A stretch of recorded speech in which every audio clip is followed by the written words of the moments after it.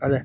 امروز 20 آذر 1404 تنه درختان رو به خصوص گیلاس رو رنگ میکنیم. رنگ‌های مخصوص هستش که میشه از فروشگاه‌های کشاورزی بگیری.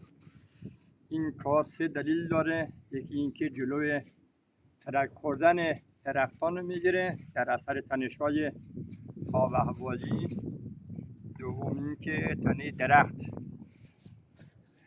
ترک بر نمیداره و شیره درخت بیرون نمیاد.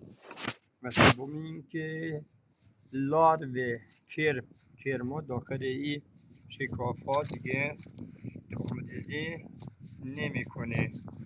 انشالله موفق واقع بشه و فصل رنگکاریش هم همین الان هستش که برگا ریخته و هنوز زمستون شروع نشد. قطعش کن.